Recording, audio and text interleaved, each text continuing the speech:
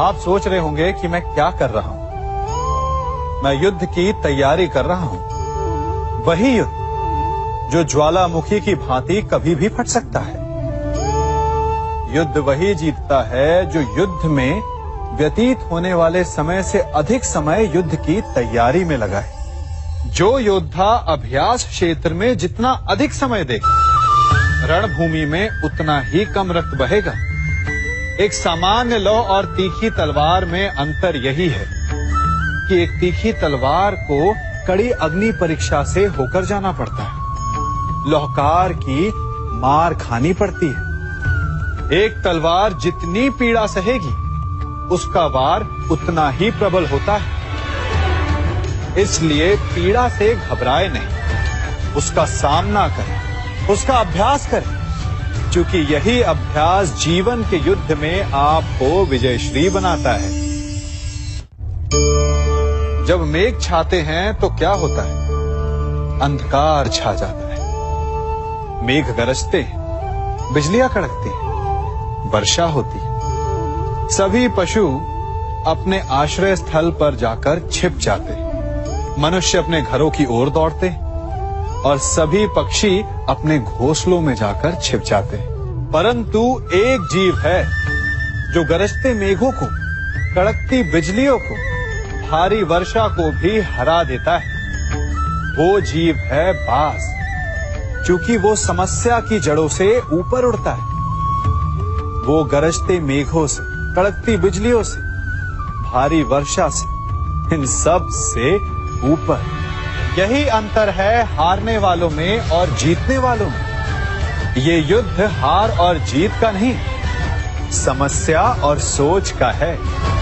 यदि आप अपनी सोच को छोटी रखेंगे तो समस्या बड़ी हो जाएगी, और यदि आप अपनी सोच को बड़ी रखेंगे तो समस्या छोटी हो जाएगी।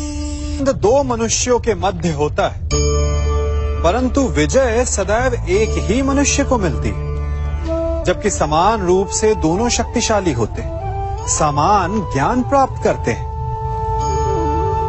कारण, दो प्रकार के लोहे होते हैं, एक ठंडा, एक गर्म। कभी सोचा है? लौहकार लोहे को लोहे से ही काटता है, परंतु सदैव ठंडा लोहा ही गर्म लोहे को काट पाता है। और यही नीति मनुष्यों पर भी लागू होती है। जब युद्ध होता है तो जिसके मन में ईर्ष्या होती है, जलन होती है, आक्रोश होता है, वो गर्म लोहे के समान। और जिसका मन शांत होता है, जिसका मन संयम से बंधा होता है, वो ठंडे लोहे के समान है। और वही ईर्ष्या और द्वेष नामक गर्म लोहे को काट सकता है। इसलिए यदि जीवन के संग्राम में विजय प्राप्त करनी है तो अपने मन को शांत रखें, क्योंकि गर्म लोहे की भांति ईर्ष्या और क्रोध जैसे भाव को रखने वाला मनुष्य सदैव शांत स्वभाव के मनुष्य के समक्ष निर्बल है। शक्ति ईर्ष्या और क्रोध में नहीं, शांति और संयम में है। सभी बड़े सदा यही कहते आए कि यदि आगे बढ़ना है तो अपनों का साथ दो। सत्य कहते हैं, अपनों का साथ देना ही चाहिए, परंतु साथ देने से पूर्व ये अवश्य पहचान लेना चाहिए कि अपने हैं कौन। क्या अपने वही होते हैं जिनके साथ हमारा रक्त संबंध होता है, या अपने मित्र? अपने वो होते हैं जो हमें सद्कार्य के लिए प्रेरित करें, हमें आगे बढ़ाएं, हमारा साथ दें। और वो जिनका साथ देने से समाज का नाश हो, धर्म की हानि हो, वो सगे हो करके भी सगे नहीं होते। इसलिए जब अपनों की परिभाषा का चुनाव करें तो उन्हें अपना माने जो आपका साथ दे, उन्हें नहीं जो हमें अज्ञान के मार्ग पर ले जाएं। सीमा एक रेखा ही नहीं, एक परिभाषा भी है। सीमा हर किसी की होती है, प्रेम की, धैर्य की, मित्रता की और शत्रुता की भी। और जो सदैव सीमा में बंधे रहते हैं वो सामान्य मनुष्य बनकर रह जाते हैं, परंतु जो समय आने पर सीमा तोड़ देते हैं वही भविष्य बनाते हैं, क्योंकि सीमा केवल आपको मर्यादा में नहीं रखती, आपको बांधती भी है। अब ये आप पर, मुझ पर, हम सब पर निर्भर करता है कि ये जाने कौन सी सीमाएं हमें बांधती हैं और कौन सी सीमाएं शक्ति के नए मार्ग समक्ष लाती हैं। इसलिए सीमाएं तो जो कर सकते हो उससे अधिक करने का प्रयत्न करो, तभी नई सीमाएं बना पाओगे। भाग्य क्या है? जो आपने किया उसे भोगना भाग्य है, या जो आपके पूर्वजों ने किया उसका फल भाग्य है? नहीं, भाग्य वही है जो आपने किया, क्योंकि हर मनुष्य को अपने कर्मों के फल भुगतने होते हैं। इसलिए यदि जीवन में कुछ भी करें तो उस पर अपनी दृष्टि अवश्य रखें, क्योंकि आपके एक कर्म का फल आपका भविष्य बदल सकता है। हम वही बनते हैं जो हम चुनते हैं, क्योंकि वही हमारा भाग्य बनता है। मनुष्य सुंदरता से आकर्षित होता है, उससे प्रेम करता है और असुंदर को देता है। ऐसा होता है ना? क्या आप ऐसा नहीं करते? करते हैं। तो सुंदर और असुंदर की परिभाषा क्या है? इस आकर्षण और विकर्षण का कारण क्या है? कभी सोचा है? कभी सोचा है कि जिससे आप प्रेम करते हैं, जिसके प्रति आप आकर्षित होते हैं, अचानक से उसके लिए मन में वितृष्णा आ जाती है, और जिसके प्रति घृणा होती उसके लिए एकाएक आपके मन में प्रेम उमड़ आता है। कारण है दृष्टिकोण। क्योंकि सुंदरता आपके मन में होती है, आपके सोच में होती है, आपके दृष्टिकोण में होती है। इसीलिए किसी को कीचड़ में खिला हुआ कमल सुंदर लगता है, और किसी को निर्मल चंद्रमा में भी कलंक का धब्बा दिख जाता है। यदि आपको सुंदरता अनुभव करनी, हर पल आनंद में रहना है, तो अपने दृष्टिकोण को सुंदर बनाएं और अपने आप सब कुछ सुंदर बन जाएगा। हम अपनी सोच और संसार की मान्यता के अनुसार अपने विचार बनाते हैं। जैसे सत्य कहना धर्म है, असत्य कहना पाप, सहनशीलता धर्म है और क्रोध करना अधर्म, उपकार करना, जीवों पर दया करना धर्म है और निष्ठुर होना अधर्म। परंतु क्या यही सत्य है? क्या कभी कभी परिस्थितियां इन आवेशों को उल्टा नहीं कर देती? करती। यदि इस संसार में कुछ धर्म है, कुछ पुण्य है, कुछ महान है, तो परिस्थिति के अनुसार चलना। जटायु स्मरण है आप सबको, वो जिन्होंने रावण पर क्रोध किया था, उस पर आक्रमण किया था। उस समय जटायु का क्रोध पाप नहीं था, धर्म था। इसीलिए अंत में उन्हें भगवान राम की गोद मिली। और कुछ ऐसे भी होते हैं जो धर्म को सहनशीलता समझकर हर अन्याय को सहते हैं और अंत में वो बाणों की शैया पाते हैं। यदि कोई पशु या व्यक्ति अकारण आक्रमण करके किसी निर्दोष के प्राण लेने की चेष्टा करे, तो उसके रक्षा हेतु उसका वध कर देना पाप नहीं, समय की मांग है। क्योंकि आक्रमण भी आत्मरक्षण ही है। यदि किसी दुष्ट की सहायता करने से सामान्य मनुष्य को कष्ट पहुंचे, पीड़ा पहुंचे, तो उसे सहायता ना देना ही धर्म है। अकारण क्रोध अस्वीकार्य है, परंतु यदि क्रोध से कुछ शुभ हो, पाप बाहुभीत हो, तो क्रोध और दंड भी धर्म ही है। संसार का सबसे बड़ा पाप क्या है? असत्य बोलना, हत्या कर देना, चोरी करना या किसी का अपमान करना। संसार का सबसे बड़ा पाप है किसी निर्बल को सताना, और संसार का सबसे बड़ा दंड भी उस निर्बल के मुख से निकली हाय है। आप देख रहे हैं मैं क्या कर रहा हूं? मैं लौह पिघला रहा हूं, और ये लौह पिघलता है इस चमड़ी की बनी धूनकी से निकली हवा से। तनिक सोचिए, एक मृत पशु की खाल से बनी धूनकी इतने कठोर लोहे को भस्म कर सकती। ठीक उसी प्रकार आप चाहे जितने भी शक्तिशाली क्यों ना हो, यदि आपने किसी निर्दोष, किसी निर्बल को सताया, तो उसके मन से निकली हाय और उसका श्राप आपके जीवन को भस्म कर सकता है। स्वर्ण, सज्जन पुरुष और परोपकारी मनुष्यों की गति एक समान होती है। यदि स्वर्ण टूट जाए तो उसे गर्म करो, ताप दो, पिघल कर वो फिर से जुड़ जाता है। ठीक उसी प्रकार मतभेद होने के पश्चात भी एक सज्जन पुरुष और महान पुरुष फिर से मित्र बन जाते हैं।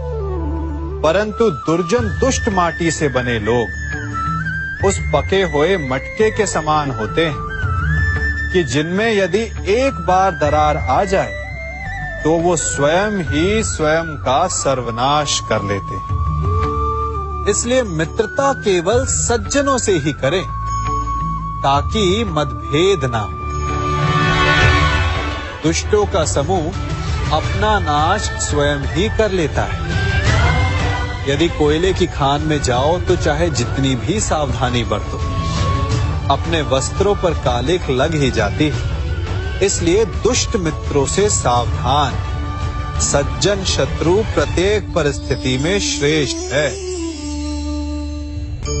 प्रत्येक मनुष्य सफलता पाने के लिए कार्य करता है। कुछ सफल होते हैं, कुछ नहीं होते, और जो सफल नहीं होते वो सदा अपनी असफलता का कारण या तो अपनी परिस्थितियों को बताते हैं या अपने सहयोगियों को दोषी ठहराते हैं। परंतु क्या वास्तविकता में ऐसा ही होता है? क्या कोई परिस्थिति या कोई व्यक्ति किसी की असफलता का कारण बन सकते हैं? उत्तर हां भी है और ना भी। कैसे? आप इस तितली को देख रहे हैं? आपने एक मक्खी को भी देखा होगा। प्रकृति ने दोनों को समान गुण दिए हैं रस पान करने का। एक तितली फूलों पर जाकर उसका रस लेती और इस अवस्था में नए फूल खिलने की व्यवस्था भी करती है, और मक्खी घाव पर बैठती है, घाव को सड़ाती है और रोग भी फैलाती है। यदि इसमें किसी बात का अंतर है तो केवल सोच का। यदि आप उचित मार्ग चुनेंगे तो आपको सफलता मिलेगी, आप में उत्साह बढ़ेगा, और यदि आप अनुचित मार्ग चुनेंगे तो आपको असफलता मिलेगी, निराशा मिलेगी। अब उचित मार्ग चुनना है या अनुचित मार्ग, ये निर्णय तो आप पर निर्भर करता है। मनुष्य सदा भला बुरा, खरा खोटा, सत्य असत्य की बातें करता है। सत्य को अच्छा मानता है और असत्य को बुरा। परंतु क्या आपने कभी ये सोचा है कि प्रत्येक वस्तु, प्रत्येक भाव का एक महत्व होता है? दोनों ही एक दूसरे के पूरक होते हैं। यदि काला रंग नहीं होगा तो क्या श्वेत रंग की आभा का अनुभव होगा? यदि असत्य नहीं होगा तो क्या सत्य के महत्ता का ज्ञान होगा? यदि बुरा नहीं होगा तो क्या भले पर आपको विश्वास होगा? कुछ महत्वपूर्ण है तो दोनों के मध्य का संतुलन। बुरी से बुरी वस्तु, समय या भाव, कोई ना कोई स्वयं में शुभ छिपाए रखती है। कभी काले गरजते मेघों को देखा है? उसके किनारे भी एक स्वर्णिम आभा होती है। उसी प्रकार यदि आपके जीवन में बुरा समय आए तो आपको अपने सच्चे मित्रों की पहचान हो जाती है। तो बुरे समय में निराश ना हो, उसमें भी कुछ शुभ खोजने का प्रयास करें और धीरे धीरे सब कुछ आपके जीवन में स्वतः शुभ हो जाएगा। संसार में सबसे महत्वपूर्ण क्या है? दृष्टि या दृष्टिकोण, समझ या सोच? सामान्यतः मनुष्य की दृष्टि और सोच में अधिकतर वो वस्तु, वो घटनाएं, वो भाव श्रेष्ठ हैं जो हमें आनंद दे, और जो हमें आनंद नहीं देते उन्हें हम दुखदाई मान लेते हैं। परंतु दृष्टिकोण और सोच को यदि एक भिन्न कोण से देखें तो परिस्थितियां भिन्न सिद्ध हो सकती हैं। जिस प्रकार भीषण गर्मी हमें सुहाती नहीं, परंतु वही गर्मी सागर और नदियों के जल को वाष्पित करती है और हमें मनोरम वर्षा का आनंद देती है, उसी प्रकार भीषण परिश्रम के पश्चात हमें सफलता मिलती है। शिक्षा के पश्चात हमें हमारा लक्ष्य मिलता है। तो सदा स्मरण रखिएगा कि दुख और पीड़ा से भागे नहीं, क्योंकि यही भविष्य में आने वाले सुख का मूल है। जब भी आपने यात्रा की होगी तो अवश्य अपने मार्ग के आसपास कुछ रिक्त स्थान देखे होंगे, कुछ खेत देखे होंगे, कोई ना कोई भूमि का टुकड़ा अवश्य देखा होगा। कुछ स्थान ऐसे होते हैं जहां पेड़ लगे होते हैं, जहां माली बड़े प्रेम से उन्हें बोता है, उन्हें सींचता है। और कुछ स्थान ऐसे भी होते हैं जहां बिना माली के खरपतवार उग जाते हैं, कुछ अन्य पौधे उग जाते हैं। माली द्वारा उगाए वृक्ष हमें ठंडी छाया देते हैं, हमें फल देते हैं, ईंधन के लिए लकड़ियां देते हैं। और बिना परिश्रम के उपजित खरपतवार यदि कुछ करते हैं तो ये कि वो भूमि को बंजर बनाते हैं। हमारा मन भी रिक्त भूमि की भांति होता है। यदि अपने परिश्रम से उसमें सुविचारों के बीज डालोगे तो फलदायक विचार उपजेंगे, और यदि उसे रिक्त छोड़ दिया तो खरपतवार की भांति अनुपयोगी विचार आपके मन को अपना घर बना लेंगे, आपके मन को मैला कर देंगे, उसे बंजर कर देंगे। अब निर्णय आपका है कि आपको सुविचार देने वाला मन चाहिए या कुंठा देने वाला। जल प्रकृति को इस संसार की सबसे अनूठी देन है। वो महासागर में भी मिलता है और मीठे तालाब में भी, वो पवित्र गंगा में भी होता है और दुर्गंध आती नाली में भी। हम तालाब और नदी को सम्मान इसलिए देते हैं क्योंकि उसका मीठा जल हमारी प्यास बुझाता है, परंतु सागर का जल पीने योग्य नहीं होता, इसीलिए कभी कभी हम उसे उतना महत्व नहीं देते और नाली के जल को हम हे दृष्टि से देखते हैं। तो क्या ये उचित है?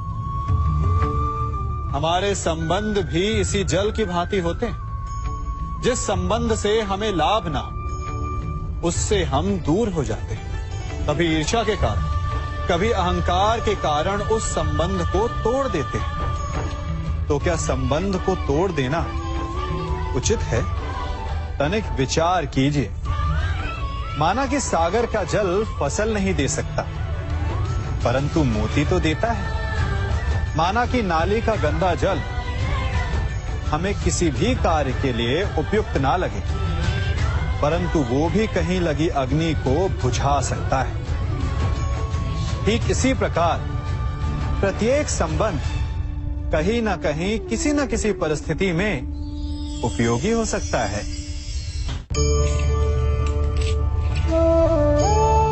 बड़ी विकट समस्या है। मुझे स्मरण ही नहीं हो रहा कि इस गुच्छे की कौन सी चाबी इस ताले को खोलेगी। बड़ी देर से प्रयास कर रहा हूं, परंतु ये ताला खुल ही नहीं रहा।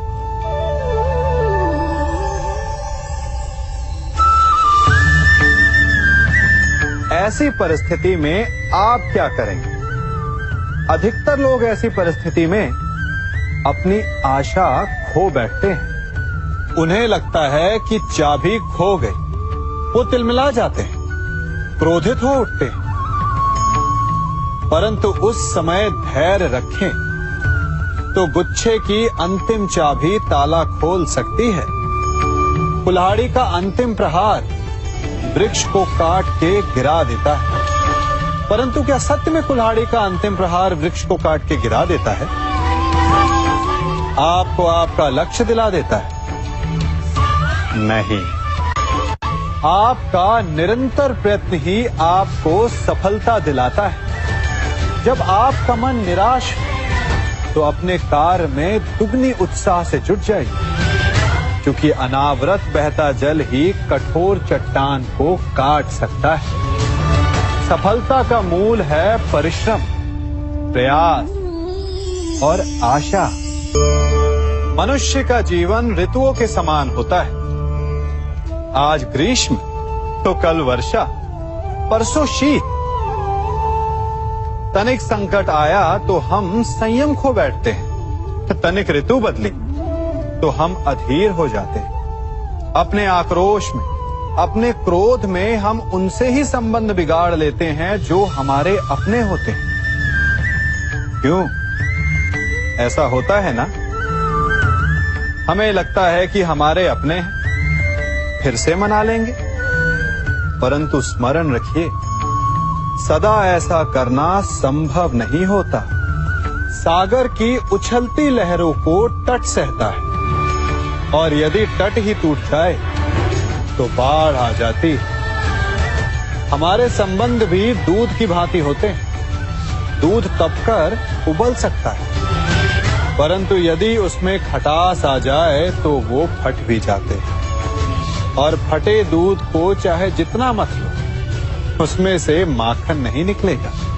इसीलिए अपने संबंधों को संभल कर निभाना चाहिए।